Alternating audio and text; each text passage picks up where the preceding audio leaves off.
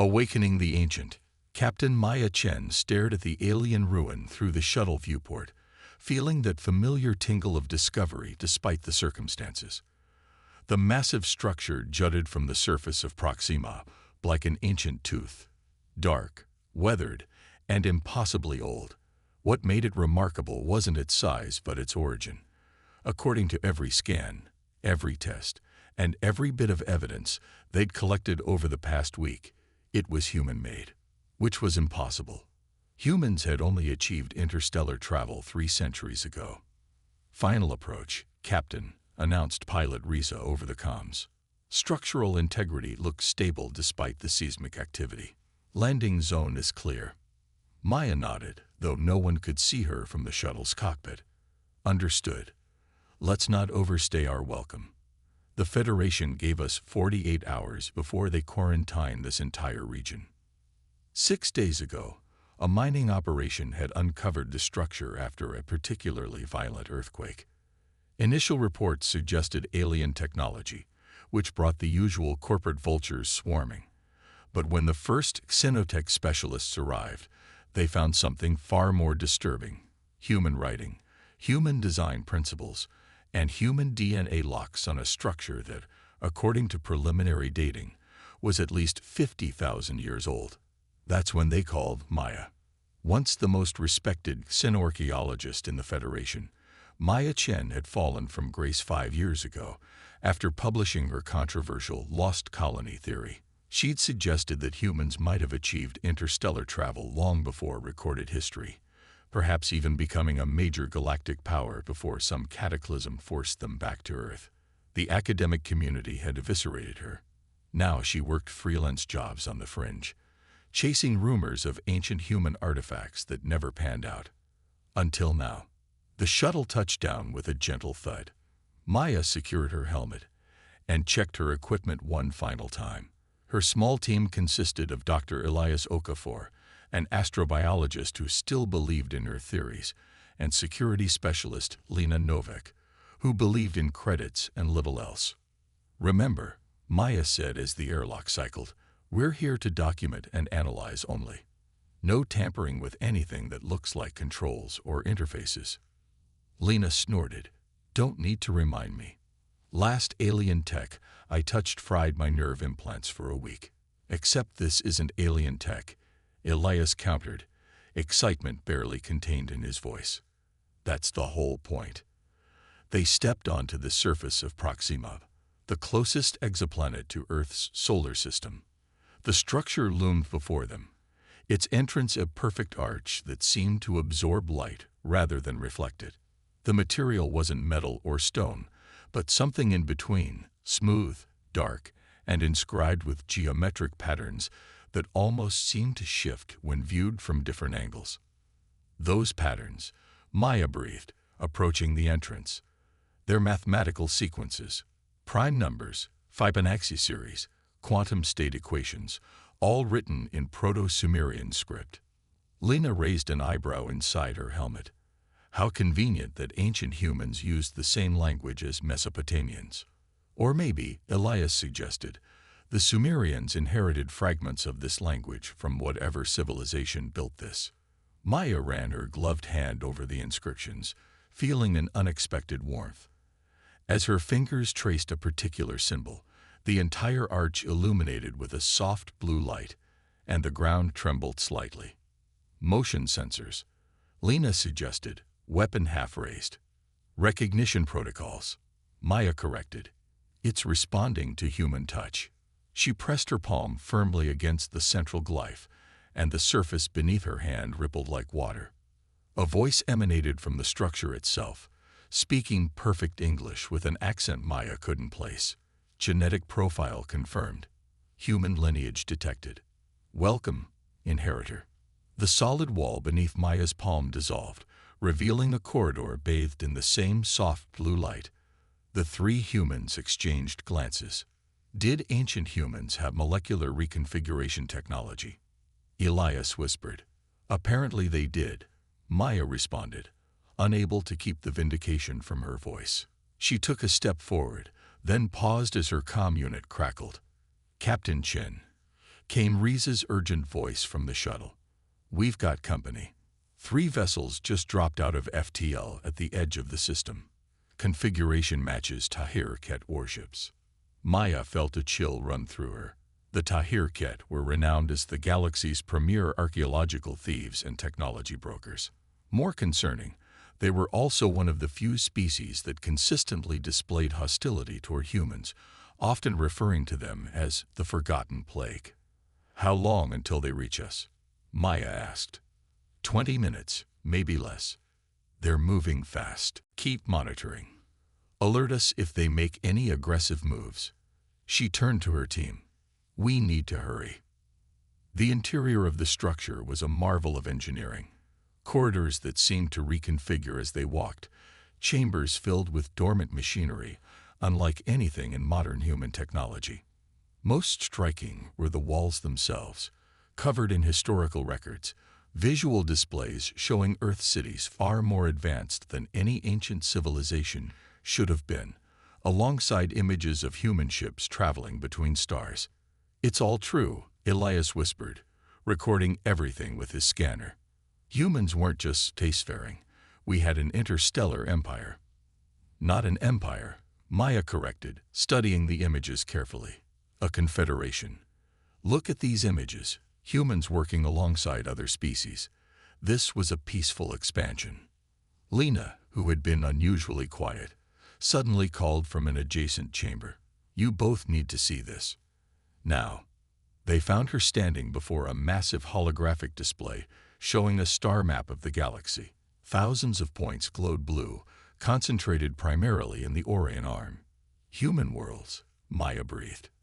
"There must be thousands." "Not just worlds," Elias said, pointing to certain markers. "Outposts, research stations, fleets." He turned to Maya, eyes wide. "We weren't just advanced.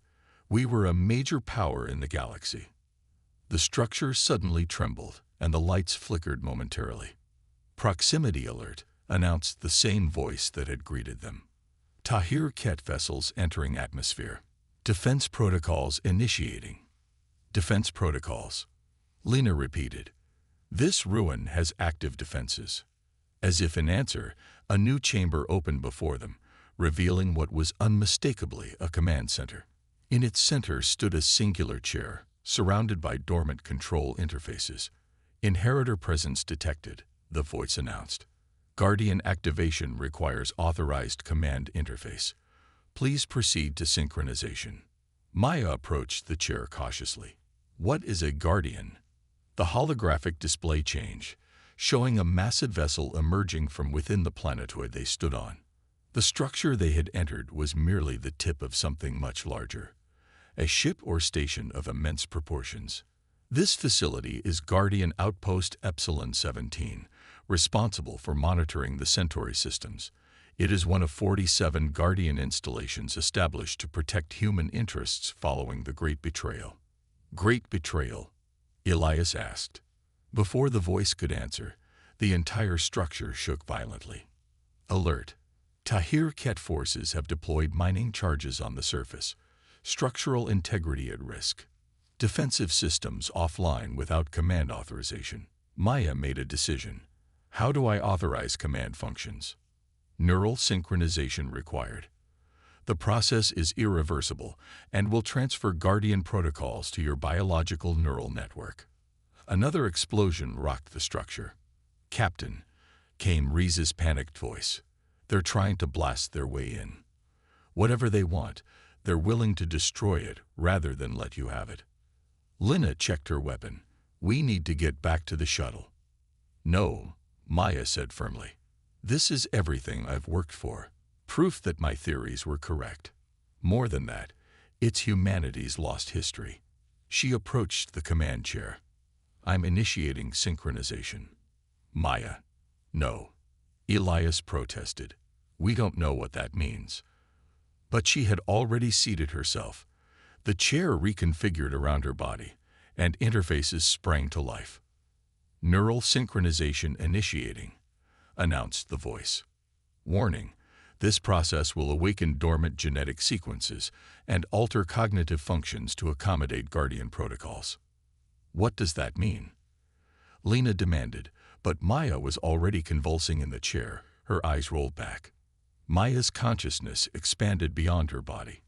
Information flooded her mind, not just data, but memories that weren't her own.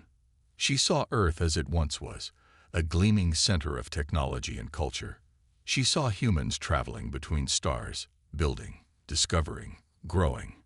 And she saw the betrayal, a coalition of jealous species who feared human potential, who conspired to destroy human civilization and erase their achievements from history. She saw the Guardians, massive vessels hidden throughout the galaxy, each containing the sum of human knowledge and technology, placed in hibernation with a single purpose: to await rediscovery by their descendants when they once again reached for the stars. The Tahir-Ket had been among those betrayers. Maya gasped as her mind returned to her body, though it no longer felt entirely like her own. Knowledge and abilities she had never possessed now rested comfortably in her consciousness.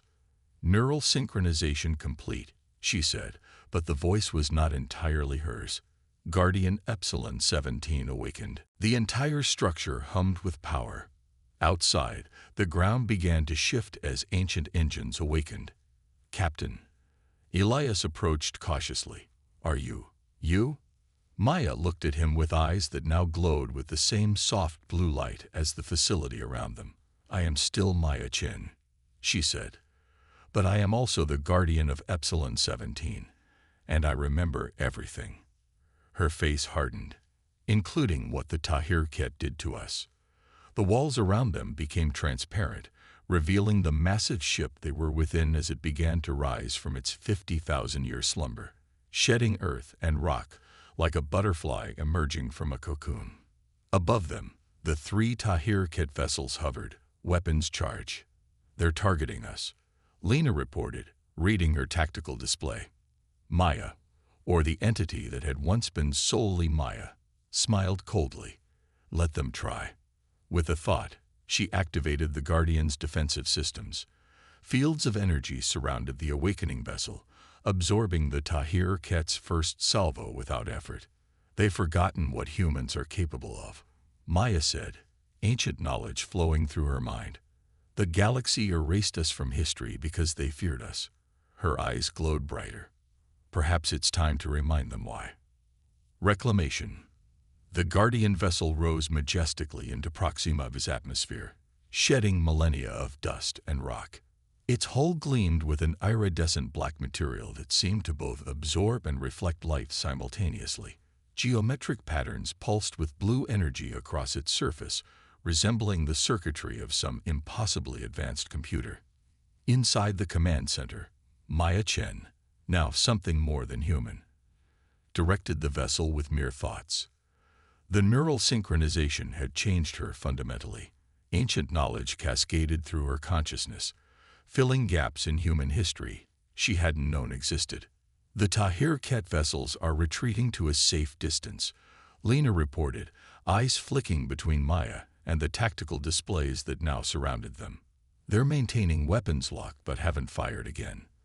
"They're afraid," Maya said, voice resonating with new authority. "They remember what this ship represents, even if most of their kind have forgotten." Elias stood transfixed before a historical display showing ancient Earth. "This can't be right," he muttered. "According to this, humans achieved technological singularity over 60,000 years ago. We had faster-than-light travel before the last ice age." "All true," Maya confirmed. "We were the first species in this sector of the galaxy to develop interstellar travel. We explored, we colonized, we contacted other civilizations." Her expression darkened. "And we shared our knowledge freely." "What happened?" Lena asked, professional detachment giving way to genuine curiosity. Maya's eyes glowed as she accessed more records. "Humanity's generosity became our undoing. Some species, particularly the Tahir-Ket consortium, grew to fear our rapid advancement and expanding influence. They believed that even our benevolence was a form of soft dominance." The displays showed images of massive fleets engaging in battle above Earth and other worlds. The scenes were horrific, planets bombarded, colonies destroyed, entire systems quarantined. They formed a coalition against us, Maya continued, called themselves the preservers of balance. They struck simultaneously across human space, targeting our most populous worlds and key infrastructure. Billions died in the first wave alone. If humans were so advanced, how did we lose? Elias asked. We didn't expect betrayal from species we'd helped elevate, Maya replied bitterly. And we deliberately avoided developing weapons of mass destruction. Our technology focused on creation, not destruction. She gestured, and new images appeared, human vessels retreating, planets being evacuated. The remaining human leadership enacted the Guardian Protocol. 47 vessels like this one, each containing the sum of human knowledge and technology, were hidden throughout the galaxy. Earth itself was subject to the Great Regression, a controlled devolution of human civilization back to pre-technological state. All evidence of our advanced past was erased. They made us forget, Lena whispered, unusually affected. They took everything from us. No, Maya countered. They tried. But human ingenuity can never truly be erased. The Guardians were programmed to recognize when humanity rediscovered interstellar travel independently. That's what triggered this facility's recognition protocols when humans finally settled Proxima. The command center suddenly pulsed with warning lights. The 3 Tahir-Ket vessels had been joined by 5 more emerging from FTL. They've called for reinforcements, Lena observed grimly. Maya smiled thinly. So have I. Throughout the Proxima Centauri system, subspace ripples began to form as ancient machinery, dormant for millennia, reactivated. Defense platforms, monitoring stations, and automated outposts awakened, responding to the Guardian's signal. The Tahir-Ket are hailing us, Elias reported, now operating one of the communication stations with surprising ease, another gift of the Guardian systems. Display, Maya commanded. A holographic image appeared of a Tahir-Ket commander. The alien's chitinous face, with its 4 compound eyes and mandibular mouthparts, registered what Maya recognized as extreme agitation. Guardian vessel, the commander began, mandibles clicking nervously. You violate ancient accords by reactivating prohibited technology. Power down immediately and surrender for proper containment. Maya rose from the command chair, her eyes blazing. I am Guardian Captain Maya Chen of Earth. You and your ancestors violated far more than accords when you attempted to erase my species from history. The time for containment has passed. The Tahir-Ket commander's posture shifted to one of threat display. You do not understand the consequences of your actions. Humanity was quarantined for good reason. Your kind's unchecked advancement threatens the balance off. The balance of power, Maya interrupted coldly. Not the balance of the galaxy. Not peace. Your ancestors feared competition, so they committed genocide. She leaned forward. And now you fear what I've remembered. The commander's mandibles clicked rapidly. The Galactic Council will not allow a resurgence of human expansionism. Stand down or be destroyed. The transmission ended abruptly. The Tahir-Ket vessels began moving into attack formation. They're charging weapons, Lena reported. Maya returned to the command chair. Defensive systems to full. No offensive action unless fired upon. Captain, Elias said urgently, there's something else you need to see. He directed her attention to another display. I've been analyzing the Guardian's historical records. The regression wasn't just about hiding technology. It was about hiding something in human genetics. New information flooded Maya's enhanced consciousness as she accessed these deeper records. What she found made her inhale sharply. The adaptive protocol, she whispered. That's why they really feared us. Before she could elaborate, the Tahir-Ket opened fire. Energy weapons impacted against the Guardian's shields, dissipating harmlessly. Return fire, Lena asked, hand hovering over what appeared to be weapons controls. Maya shook her head. No, we need to broadcast. Broadcast what? Elias asked. The truth.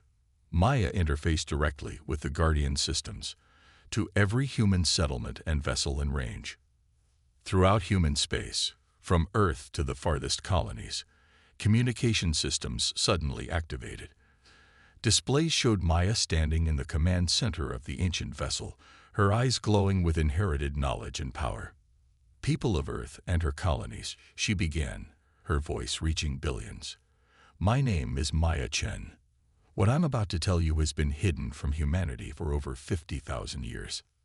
She told them everything: humanity's ancient achievements, the betrayal, the forced regression, and the guardians left to wait for humanity's return to the stars. With each word, data packets streamed alongside her broadcast, providing irrefutable evidence of humanity's forgotten past. As Maya spoke, the Guardian vessel continued to absorb attacks from the growing Tahir-Ket fleet without retaliating. More alien vessels arrived, representatives from other species of the Galactic Council, drawn by the Tahir-Ket distress calls. "Humanity was not hidden away because we were dangerous," Maya continued. "We were hidden because we were different. Unlike any other known species, humans possess what our ancestors called the adaptive protocol, our ability to learn from and incorporate beneficial traits from other life forms at the genetic level." Elias looked up in shock. Is she talking about horizontal gene transfer on a species-wide scale? "Humans don't just adapt culturally," Maya explained to her audience. "Our very DNA evolves in response to our environment at an accelerated rate. Given time, we can incorporate beneficial traits from any environment or exposure. This is why humanity advanced so quickly, why we survived on Earth despite numerous extinction-level events. It's not aggression that defines us, it's adaptation." The attacks on the Guardian vessel suddenly ceased as a massive ship emerged from FTL, easily 10 times the size of any other vessel present. Its design was unlike anything human or Tahir-Ket, suggesting a much older origin. "Galactic Council arbitration vessel," Lena identified, reading from the tactical display. A new transmission came through, not just to the Guardian but broadcast across all frequencies. "This is High Arbiter Null of the Galactic Council," announced a serene, almost ethereal voice. The being that appeared was humanoid but clearly alien, tall, with luminescent skin and eyes that seemed to contain galaxies. "By authority of the Council, I declare this situation under arbitration. All hostilities will cease immediately." The Tahir-Ket vessels withdrew their attack posture reluctantly. "Guardian vessel," the Arbiter continued, "your activation violates the regression accords of the 53rd millennium. However, your broadcast has raised questions that must be addressed. Will you submit to arbitration?" Maya straightened in the command chair. The regression accords were imposed on humanity without consent after an unprovoked genocide. "Nevertheless, I will agree to arbitration on one condition." "State your condition." "The location of all remaining Guardian vessels must be provided to humanity, and all suppression of human historical knowledge must end." The Arbiter was silent for a long moment. "The Council must convene to consider this request." "They're stalling," Lena whispered, "probably hoping for reinforcements." Maya nodded subtly, then addressed the Arbiter again. "While the Council deliberates, I have activated a failsafe protocol. The locations of all Guardian vessels have already been transmitted to secure human channels. Any attempt to destroy this vessel or prevent our return to Earth will result in the automatic awakening of all remaining Guardians." This was a bluff. Maya had only begun to understand how to communicate with other Guardian installations, but the Arbiter couldn't know that. The display showed the Arbiter conferring with unseen advisors before returning attention to Maya. "The Council provisionally accepts your terms pending formal arbitration. A delegation will accompany your vessel to Earth for official proceedings. The Tahir-Ket representatives object, but have been overruled." After the transmission ended, Elias approached Maya cautiously. "Is it true? About human genetics?" Maya nodded, still processing the information herself. "Our ancestors discovered it during their first genetic revolution. Humans can, with sustained exposure and over sufficient generations, incorporate beneficial traits from other species through an enhanced form of epigenetic adaptation. It's subtle, not like science fiction, shape-shifting, but profound in its implications. It's why Earth life is so diverse compared to other worlds, Elias realized. Our genetics have been responding to and incorporating traits from every environment we encounter. And why the coalition feared us, Lena added. Given enough time, humans could theoretically adapt to any condition, overcome any obstacle. Maya rose from the command chair, feeling both the weight of history and the potential of the future. They tried to contain what they couldn't control. But adaptation isn't just in our genetics. It's who we are as a species. The Guardian vessel began its journey back to Earth, escorted by the Galactic Council arbitration fleet. As they traveled, Maya continued broadcasting humanity's true history to every human settlement they passed. With each transmission, she felt humanity awakening to its forgotten potential. What happens when we reach Earth? Elias asked as they approached the Sol system days later. Maya looked out at the stars, so familiar yet now imbued with new meaning. Arbitration will be complex. Some species will resist the restoration of human knowledge. Others will fear what we might become. And what will we become? Lena asked quietly. Maya smiled, her eyes reflecting both ancient wisdom and human determination. Whatever we choose, that's the gift and burden of adaptation. We don't conquer, we don't dominate, we become, and perhaps that's what terrifies them most. As Earth came into view, the birthplace of humanity's first great civilization, and now the cradle of its second, Maya felt a profound connection to both past and future. The Guardians had preserved humanity's legacy not for revenge or domination, but for reclamation of their rightful place among the stars. They tried to make the galaxy forget us, she said softly. Now they'll have to remember why.